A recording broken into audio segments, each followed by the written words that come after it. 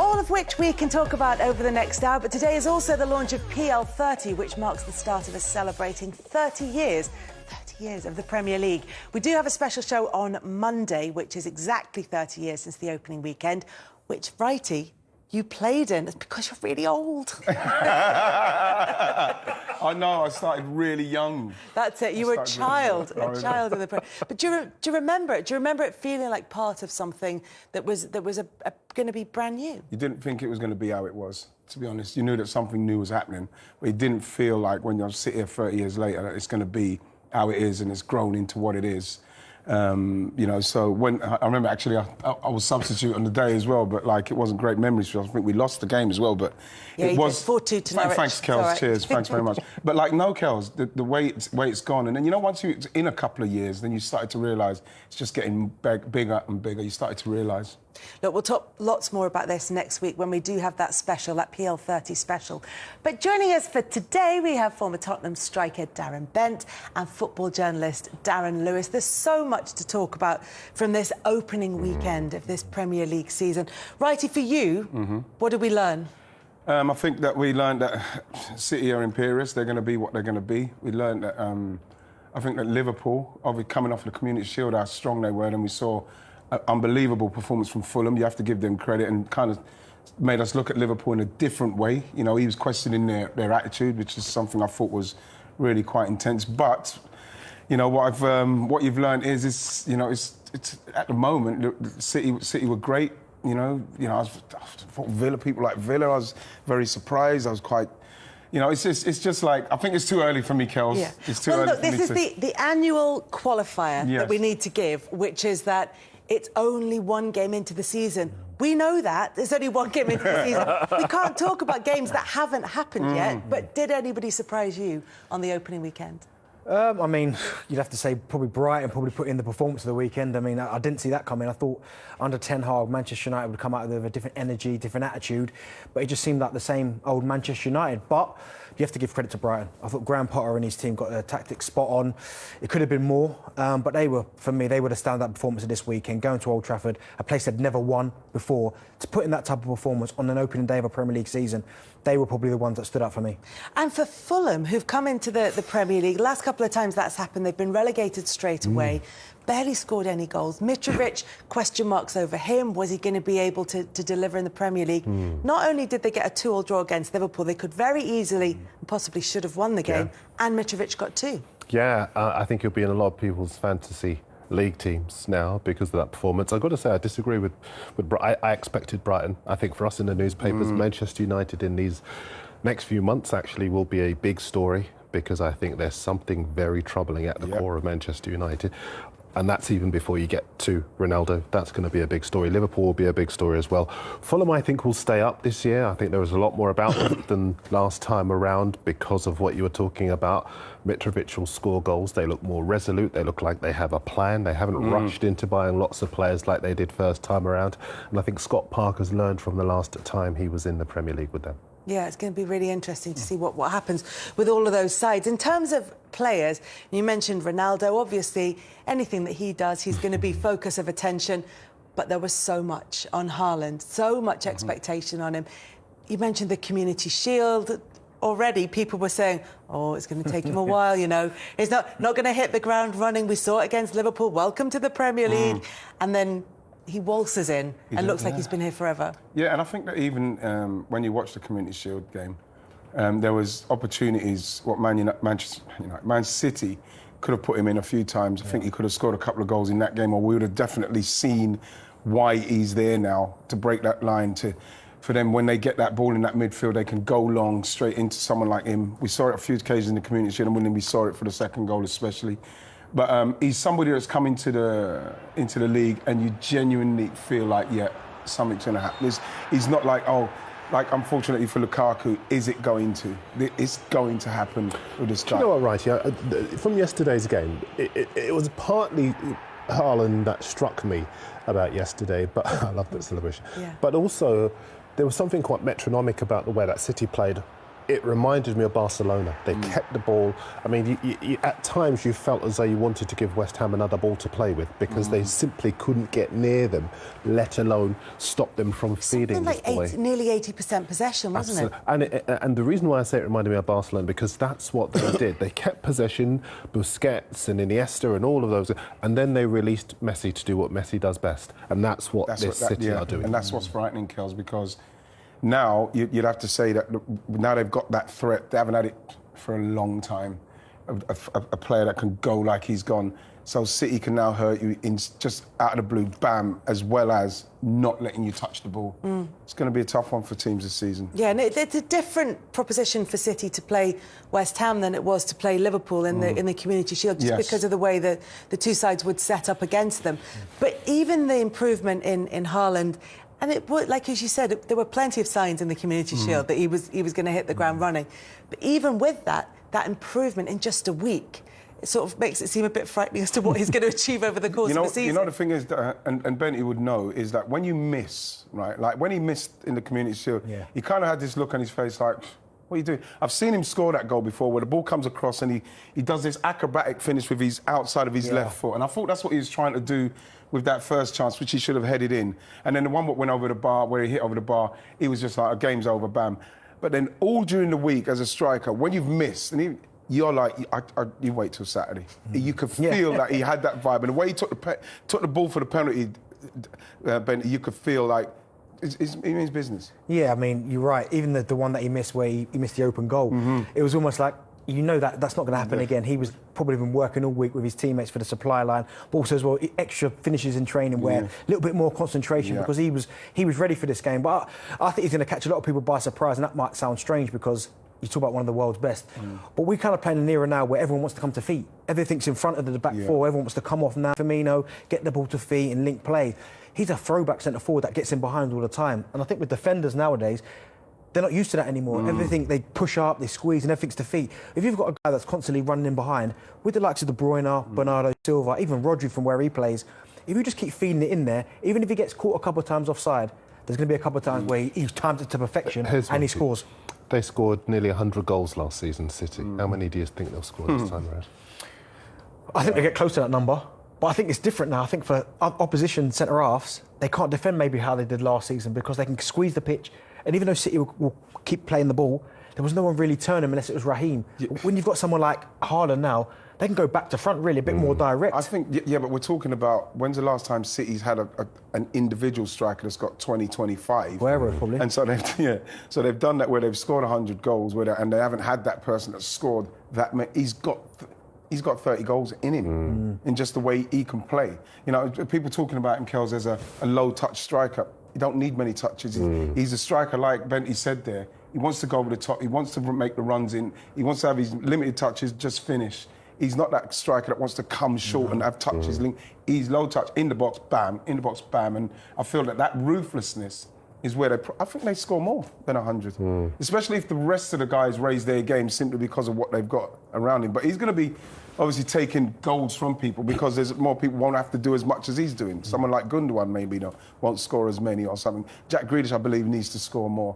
You know, Mahrez, they all need to score more. If they all raise their game, because they're going to score a lot of goals. When you look at the way they play as well with Haaland, he stretches the pitch. And when you give people like De Bruyne, Bernardo Silva, even Grealish, that type of space, opposition teams are going to be like, well, what do we do? Do we squeeze up to the halfway line? No, because now you've generally got someone that can run in behind, he's got the pace, but he can finish. It's not like it's like a Timo Werner who's quick, gets in behind. When he goes through, you're a little bit, does he score, does he not, does he hit the target? You've got a genuine number 9 there that when he goes through, you're thinking, when he went through against West Ham, I went, it's a goal. Yeah. Goal. How important is it on that first weekend? Well, like, we judge you in the press, sometimes quite harshly.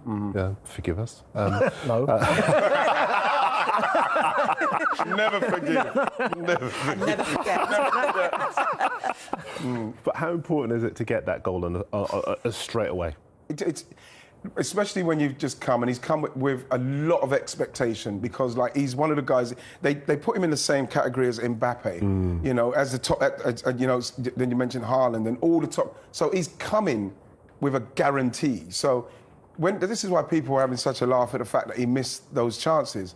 But like then this week, he's just shown, listen, He's the real deal. Yeah. He's the real deal. So we're going to see it, and now it depends on how ruthless City want to be and how much they want to go all the way through him. And you know what? It's going to come down to how much he wants to just go. I could see he's one of those. He could nick 40 goals in this team. See, I also think that a lot of opposition teams, and I'll be watching this season to see if this is the case, will lose concentration because City will keep the ball for so long. There was a stage yesterday where they had 340 passes compared to just 80 for West Ham, which was just incredible. And if they lose concentration to such an extent that they switch off, that'll be the moment. And then it could be just one goal. And then after that, they're chasing the game, they open up at the back, bam, again, second goal. That's what I think will happen a lot. But that's this when it turns into kind of a game of chess, because if you're an opposition team, you go, well, do I go and press them? Well, the moment you go, OK, let's go and over-commit and press them, they're through the press, they're at the back four. So I think, given Haaland, I think he opens up the entire pitch now, because you can't really go and squeeze, because if they beat the press, then they just roll Haaland in behind. Unbelievable. And the question was whether or not it would change the way that City play. But from what you're saying, it's not changed the way they play. It's just giving them a different option if they find themselves in certain situations. It's just giving them another bit into their arsenal, another weapon. And we're talking about a proper striker. So, if you're City, you've got to be very excited about that, because, again, coming off the two misses, and people then you just see the businessman come to the party. It's just like you feel like now it's going to be tough. City, they should be very excited, the fans. Do you know what's right as well? You said about the misses, and you probably would have been the same. He would have been saying to himself, well, the positive you take from that is that I've got them opportunities. He was the one who reacted quick enough when I know he should have scored when he smashed it over the bar. And even the one where he went with the wrong foot, he's thinking, well, I've got these opportunities, so even though I missed them, at least I'm getting chances. So that's why, again, last week, he probably would have been working every single day. A little bit more concentration. Come West Ham, he was ready. And you know the thing with him as well, he mentioned something, I saw an interview with him and Al, and his heading. Because I think that the first chance when he tries to do it with that left foot acrobatic one is because he doesn't head very often. Because he's a hybrid of a player. He's 6'4" or something? You know what I mean? He's quick, he's strong, but you don't see a lot of powering headers. It's, you know what I mean? So just imagine when he adds that to his game. Yeah, I think it was 47 of his goals were his left foot at Dortmund in the league, and 9 with his right foot, but very few, like you say, with his head. But I think as far as he is concerned, last season, lots of teams allowed City to have the wings. Didn't really bother, because they knew they didn't sling a lot of balls in. They didn't have that target man. Now they do. And for us, I think one of the big subplots of this season is going to be that race for the Golden Boot, because Kane will want to win it again 3 times already. Salah will want to win it. Son now 23 goals last season. He'll build on having Conte as his manager and then driving him to do it. Obviously, you've got Nunez, who's had a great Zeus. I know we'll get to all of these eventually, but I just think that subplot, where last season in the top 10 there were 2 orthodox strikers. The rest were wingers and sort of auxiliary forwards, if you like. This time around, as you were saying, it's a throwback to the times when guys like you dominated. Yeah, I remember, I think it was 97, 98. You, Les Ferdinand, Alan Shearer, Coley. Coley. I mean, they were so. This is almost like Premier League 30 all over again. But the fact is that that's what we will have this season, and that's what's going to make it such a fascinating subplot for us. And look, it's only one game in, as we keep repeating, so we're not tying those blue ribbons back onto the Premier League trophy just yet for Manchester City. And if we're going to have a race for the title, we need the challengers to be at top form. We didn't see that from Liverpool, certainly in the first half against Fulham, but there was a big difference when another of these more traditional number 9s came on, which in Darwin Núñez. Yeah, he came on live wire. I mean, I saw that from the Community Shield. And even pre-season, where I think, again, we tried to judge him after his first game. He missed a couple of chances. The next game he scored 4, but against Fulham, his movement and the timing of his movement, as I said, he's a throwback centre-forward. That he knows his strengths, and that's getting them behind. He's already on the front foot there, anticipating Salah doing that. Brilliant. And it's a really, really good finish. But because his movement's so sharp and he anticipates a lot, he will get chances in that Liverpool team. That's the thing, what you see with Liverpool is that when you've got... They never normally have... They haven't had a focal point, because we've seen how Firmino is. You look where he is again, he's right in the middle of the box again. It's something that I always say, and people say, well, that's quite obvious. It's not obvious to some people, because some player, for some reason, they don't get themselves in the middle of the goal. Again, you see him in the middle of the goal, and he is somebody, again, with the way that Liverpool play, Trent and Andy Robertson, he's going to get balls in the box, he's going to get chances, and he's another one that I'd like to see him start I'd like to see him in there and starting so I could see him for the whole 90, how he moves and what they're going to do to get the ball into him. Because once they see what he's doing, just like with Haaland, they're just going to keep feeding it into him. Because he looks like he's somebody that really does attack that box well. Do you think he won't start because it will keep the pressure off him? Keep the guys that the team know, that the players know, and let him ease into this season so he'll be harder to read than he would be. I don't know, Darren, simply because we know if he's not playing, how Liverpool are going to play, and what Liverpool have got him for is to show that they've got another way of playing with him. And I think that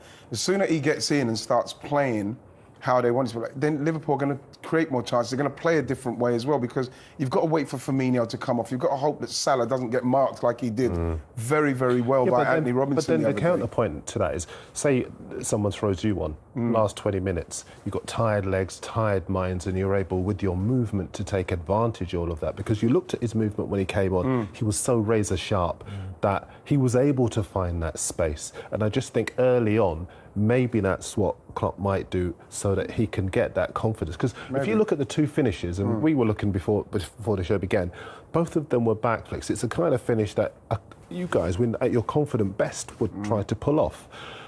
And really, for an £84 million striker who needs to get off and running, you would have thought he'd be thinking about it, just get a classic finish, close range, no frills, no fuss. But it showed me that he's really confident. He's in the zone, and I think for that reason, he might be a more dangerous weapon when he comes on, and he can take advantage of those tired legs and minds. You can't pay 84 million and say you're going to have somebody who's got to come on and impact. I know what you're saying about maybe letting him feel his way into the Premier League, but what he gives and what we've seen already so quickly is how he attacks the box, and if they get the ball in, he's going to do it. So, me probably, Benny, I start him. I start him when Liverpool are flying and getting going, because I personally feel if he probably starts against Fulham, it's a different problem for Fulham. Getting the ball into him, people coming to support him, getting the ball in the box, because I thought that their centre halves played very, very well. They didn't really have anything to do to stop. So I thought that for that particular game, it may have suited him to start. I don't know when he's going to start him, but I'm starting to feel like I want him to start now. Yeah. I want him to start, especially if I'm one of the lads. You want him on there. And presumably, if he looks at Haaland and Haaland's after, he's like, I want to start. I want to start. Exactly. 100%. But that's